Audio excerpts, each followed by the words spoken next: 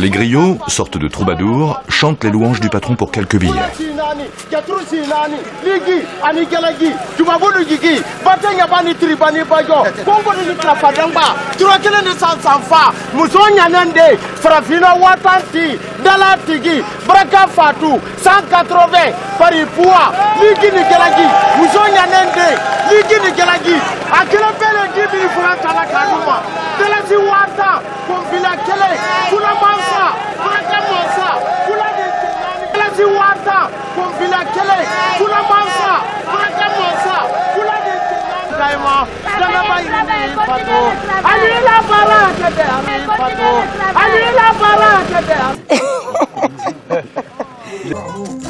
Les griots sont les dépositaires de la tradition orale en Afrique de l'Ouest. Ils sont nés puis se sont développés dans un contexte où historiquement l'écriture n'existait pas. Kela est aujourd'hui l'un des rares villages d'Afrique de l'Ouest qui a le droit et le devoir de perpétrer les récits du Mandé. La naissance de l'Empire du Mali, fondé par Soundiata Keïta au XIIIe siècle, la charte du Mandé proclamée le jour de son intronisation et qui constituerait la première déclaration des droits de l'homme, ou encore les nombreuses histoires et légendes de la région.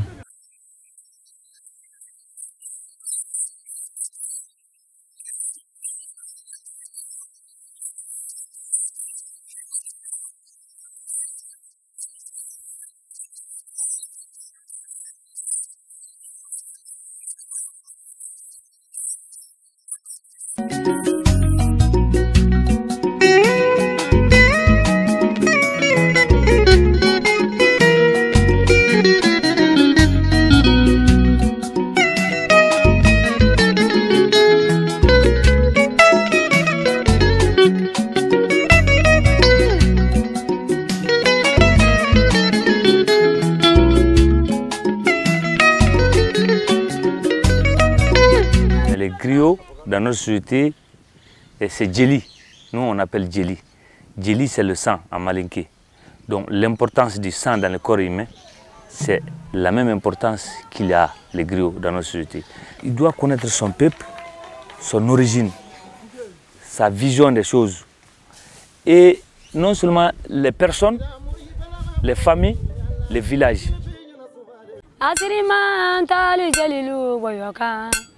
Horonya dima mande jalilu keli yadatari horonya dima jalia.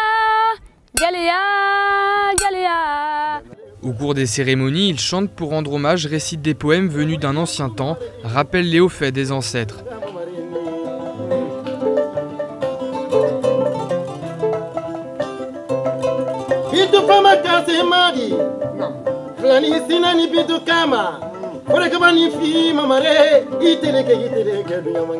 Troubadours des temps modernes, les griots sont une aiguille qui coule les peuples pour Ibrahima Diabaté, avec pour seule arme la mémoire et la parole. La vie a commencé à la fin du parcours du vent. Tout a commencé avec la parole. C'est pourquoi notre histoire ou notre savoir dans le domaine du griot, du djelia, on n'écrit pas.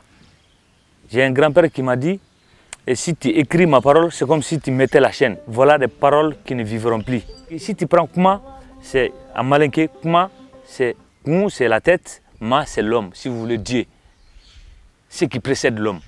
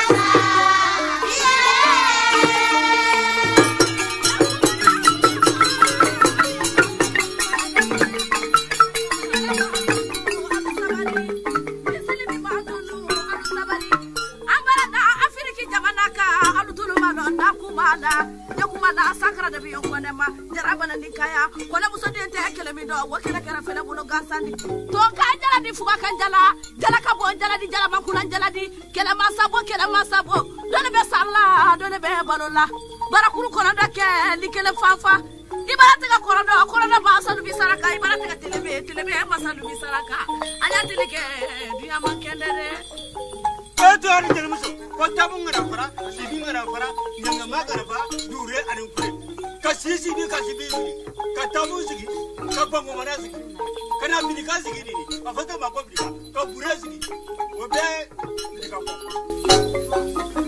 kambe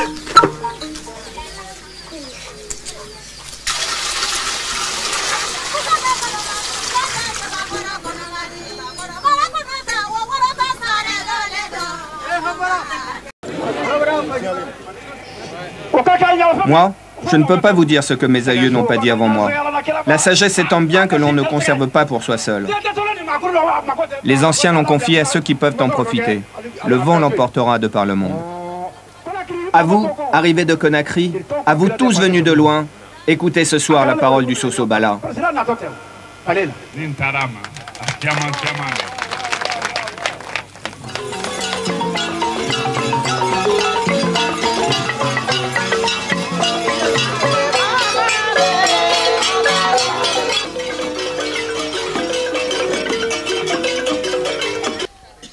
Cette grande famille,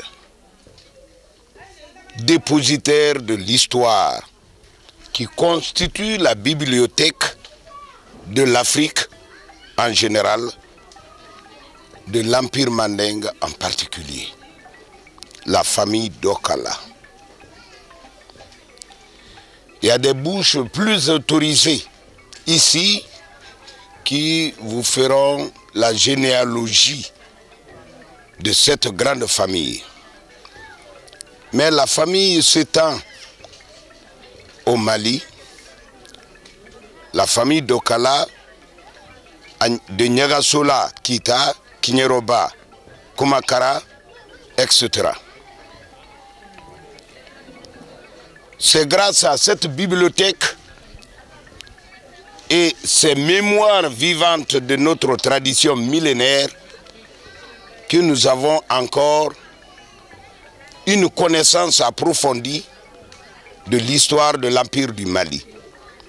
Si nous, aujourd'hui, intellectuels, nous parlons au haut des tribunes, on parle de la charte de Kouroukanfouga, c'est grâce à Dokala. Si nous voulons aujourd'hui faire quoi que ce soit, la première référence, c'est les Kouyaté. Parce qu'on dit que Djelima Kouyaté bo. Djelima Kouyaté bo, je ne suis pas plus noble qu'un Kouyaté. Car Kamandian, tout ce qu'il a fait, s'il a eu une fougue guerrière, c'est grâce à Dokala. Si aujourd'hui on parle de Kamandian, on parle de Tabon Wanafran Kamara, on parle de Sundiata Keita, il a fallu le sacrifice de la famille des Kouyaté et particulièrement de leur ancêtre Bala Fasege Kouyaté. D'où on dit Djeli Horo. Djeli Horo, ça veut dire le griot noble. C'est pourquoi ils ont un hymne spécial qu'on appelle Samagera. Samagera, l'éléphant blanc. Qui sera joué cette fois-ci. Vous entendrez l'air de Samagera, ça fait partie du répertoire de Soso qui est mort. Donc, il n'y a pas, tous les autres sont venus par après. Après la division de travail, vous retrouverez dans la famille des griots aujourd'hui, des camarades griots, ça c'est normal, les finales. Dans la famille Kourouma, vous trouverez des griots. Dans toutes les familles, ça c'est à l'issue d'une division de travail. Mais les griots, essentiellement considérés comme détenteurs et de la musique et de la parole, c'est eux. Et c'est pourquoi les temples oratoires, quand vous les citez, vous commencerez. C'est tenu par Dokala. Dokala est présent au temple oratoire de Kita, au temple oratoire de Niagasola. Partout, on demande la permission à Dokala de prendre la parole en public. C'est eux qui autorisent. Mais le plan culturel est resté certainement le domaine où nous avons résisté le plus longtemps à cette domination étrangère. Et le Sosobala est le meilleur symbole de cette résistance de l'Afrique à la pénétration coloniale. En fait, durant toute la présence coloniale en Guinée, les Français n'ont jamais vu le Sosobala. Parce que la famille Dokala, comme le clan Keïta, considérait que ce serait une profanation de donner le balafon à des étrangers qui sont venus pour les conquérir. Donc c'était le dernier refuge de la personnalité africaine qui était cristallisée dans ce balafon. Et il y a eu plusieurs menaces qui ont pesé sur le balafon. Il y a eu des menaces dues au temps, au climat, aux intempéries. Et il y a eu des menaces d'autres natures.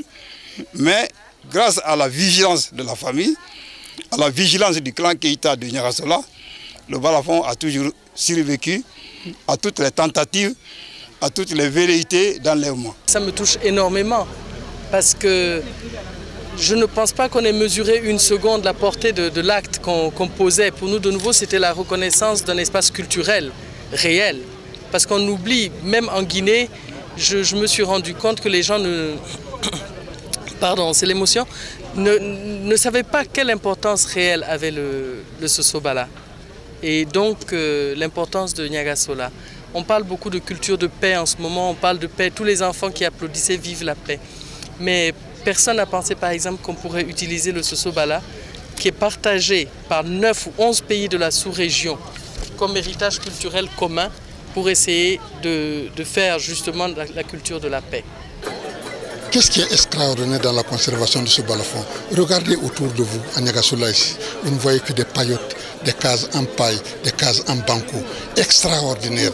En dépit des incendies, en dépit des guerres, en dépit de toutes les destructions que la région a pu connaître, ce balafon a traversé les âges pour parvenir à nous. Quelle technique, quel art ces gardiens, ces conservateurs ont pu utiliser pour que ce balafon parvienne jusqu'à nous. C'est là l'un des secrets de l'Afrique, c'est là l'une des réussites de la civilisation africaine, cet objet immatériel qui a traversé les âges pour parvenir jusqu'à nous. Et la conservation de ce Sosobala témoigne de la validité, de la solidité de la culture africaine. Le balafon sacré a été une fois encore joué.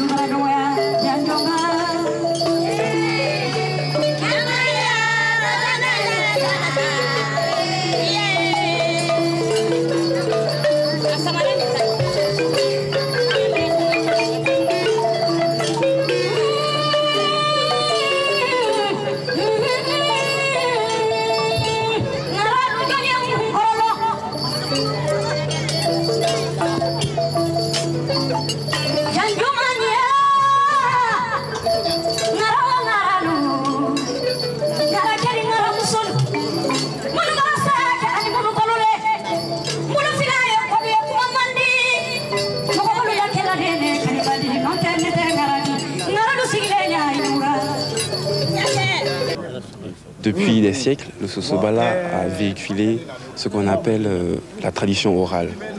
Mais le Sosobala en soi-même, ça enregistre tous les faits marquants de son époque. Est-ce que vous comprenez?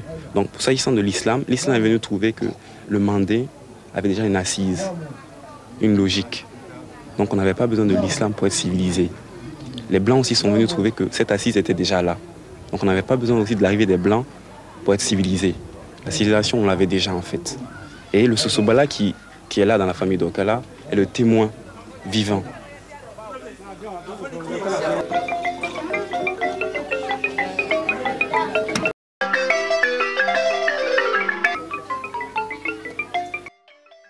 Rappelons que pour perpétuer cette tradition ancestrale multiséculaire, un festival des balafons de la sous-région du Bantoustan, voire des Caraïbes, est prévu toujours ici, à Niagasola.